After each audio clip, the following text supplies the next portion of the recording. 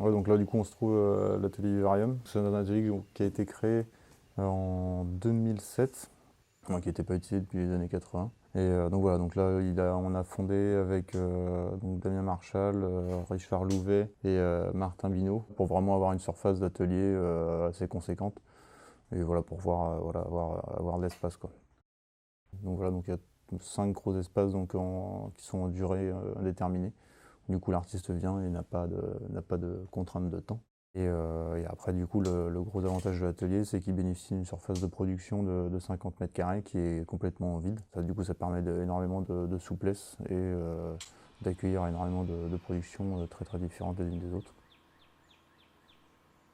Donc pour l'exposition donc Les Yeux Carrés, on est vraiment sur une œuvre que j'ai réalisée l'année dernière, donc qui s'appelait Fondamentalisme, et qui vient donc voilà, moi qui fait suite à toute ma réflexion du coup sur l'écran. Donc moi je commence mes premières pièces en 2008, et donc il s'agit de reproduction d'écrans de télévision de manière hyper réaliste en peinture. Et donc là, je vais vraiment commencer à montrer cette continuité entre la peinture et l'écran. Et donc au fur et à mesure, il y a eu pas mal d'interrogations sur la question du coup de la surface et la question du coup de l'obstruction visuelle. Et donc moi je suis plus vraiment à considérer du coup la peinture comme une matérialité en soi, même si elle est quand même fixée juste sur une surface. Ça reste quand même un support physique et qui vient obstruer la vue, quoi. Donc fondamentalisme, l'idée c'était vraiment de prendre un matériau meuble et le matériau utilisé du coup pour faire la toile de lin, non, la plante directement, puisque le matériau du coup utilisait cette plante, donc directement la paille de lin qui est utilisée après pour confectionner du coup de laquelle on extrait les fibres pour après confectionner le lin. Donc directement utiliser ce matériau brut et l'agglomérer, en tout cas le densifier, le massifier du coup, le compresser pour qu'il obstrue complètement la vision.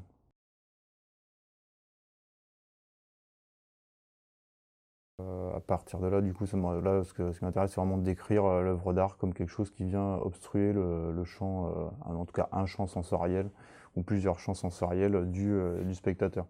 Quand on réalise quelque chose, finalement, on vient obstruer la perception de l'autre.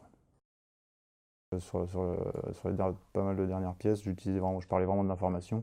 Et là, il y a eu pas mal de pièces où j'ai vraiment analysé en fait l'influence en fait du numérique dans les rapports géopolitiques. Et donc là, ça a donné lieu à 2 travaux. L'un qui s'appelle Trackpad, donc où il s'agit de mécanismes en fait simulés derrière une toile de lin brute tendue sur un châssis. Donc on a un tableau complètement vierge avec derrière en fait à son dos un mécanisme qui vient de temps en temps percuter en fait la toile comme si on donnait vraiment une petite percussion derrière la toile. Ces percussions viennent, ces points d'impact représentent les frappes de drones qui ont eu lieu au Waziristan, et d'autres tableaux représentent celles qui ont eu lieu au Yémen. Donc, un tableau se concentre sur une année de frappe. Donc, généralement, on est entre 20 et 30 frappes par an. Ça dépend des périodes. Bush et Obama. Obama a pas mal densifié, utilisé les drones.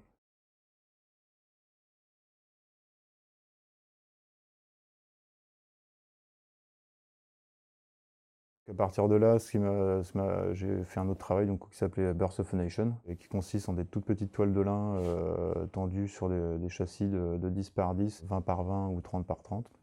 Donc là, pareil, donc je vais rechercher de l'information. Donc là, l'information que je récupère sur des sites de renseignement privés. Donc là, c'est un site, on peut aller le consulter, hein, c'est Intel Center. Donc là, c'est une grosse base de données sur le djihadisme. Et donc là, je prends le réseau, donc je l'achète. C'est assez intéressant d'acheter du renseignement. Et donc j'enlève moi, je remplace chaque cellule de l'organigramme par une petite toile, et les liens qui sont dans cet organigramme, du coup moi je les refais donc matériellement avec un fil qui s'échappe de la trame de chaque petite toile pour aller s'insérer dans la trame d'une autre toile, quoi. Et donc je reprends exactement la même structure, je change rien. C'est simplement qu'il n'y a plus de choses, plus d'images représentées, quoi. Donc voilà, donc ça c'était vraiment un gros travail après d'investigation, de recherche aussi. Voilà, faut mettre en place les œuvres, faut les travailler pour être sûr de ce qu'on dit. Et en tout cas avoir des bonnes bases d'informations assez globales pour en tout cas pouvoir résumer un phénomène assez global à une sorte, moi j'appelle ça une sorte d'équation plastique, avec une grosse économie de moyens, pouvoir représenter des phénomènes assez complexes pour en avoir une bonne appréhension.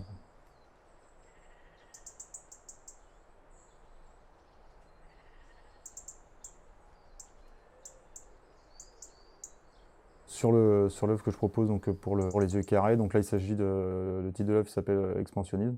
Donc là ça va être une œuvre de forme cylindrique avec une base elliptique. Donc c'est une ellipse, une élévation d'une ellipse en mur. Donc, cette ellipse, donc elle est fabriquée de, je ne me souviens plus exactement, à peu près 800 briques. Chaque brique est pressée à 12 tonnes. Donc là, moi, j'ai une presse hydraulique du coup avec un vérin. Donc on charge en fait la matière dans un moule en acier. Il y a une partie du moule qui est mise au four et l'autre partie, on appelle ça la nourrice. Donc c'est la partie où, voilà, où on charge la matière et après donc cette matière du coup vient s'écraser jusque dans le moule. Après donc on bloque pour pas que la paille du coup se réexpanse donc par une pièce métallique. On visse, on boulonne très fort et puis après on met donc au four, quoi. Donc la brique est cuite pour après du coup on peut avoir différentes teintes. Donc au plus on cuit la brique, au plus sa couleur s'obscurcit. Et donc là je suis en train de dessiner la future presse sur SketchUp. C'est un peu ce qui m'aide en tout cas à me faire tout ce qui est toutes les maquettes, hein, que ce soit les maquettes des œuvres ou les maquettes des outils que j'utilise pour les fabriquer. Donc voilà, donc là c'est la presse après finale, donc on a deux barres. Moi c'est à peu près le même principe que celle-là. Et du coup c'est juste que le vérin du coup beaucoup plus long et permet du coup, lui il a une course de 500 mm, ce qui permet du coup de compresser en une seule fois, quoi. Sauf que là en fait c'est un vérin donc de presse pour plier du métal, donc qui est très court, hein, ça fait juste 15 cm. Donc là en fait moi ce que j'ai besoin c'est d'un minimum de 30 cm, donc pour que la pièce métallique qui est là puisse descendre jusqu'à ce niveau-là. Vous voyez en fait il y a deux trous déjà ici, donc là dans les deux trous, une fois que la pièce métallique est rendue là à l'intérieur, on met deux boulons, la partie haute. La partie haute, donc on a notre moule boulonné. Et après cette pièce-là, du coup je la mets au four, quoi. La quantité de lin que je mets à l'intérieur, elle est pesée. Donc je pèse à chaque fois 1 kg de lin que je mets dans le moule. Comme ça je sais qu'à chaque fois mes briques font exactement le même poids. Un côté très sérieux, mais c'est vrai que ce côté très sérieux, en fait il y a vraiment ce côté ludique du coup de pouvoir produire voilà, des objets qui n'existent pas du tout, quoi. En tout cas un matériau qui n'existe pas, quoi. Donc là du coup on arrive à quelque chose de vraiment très dense et très rigide, quoi.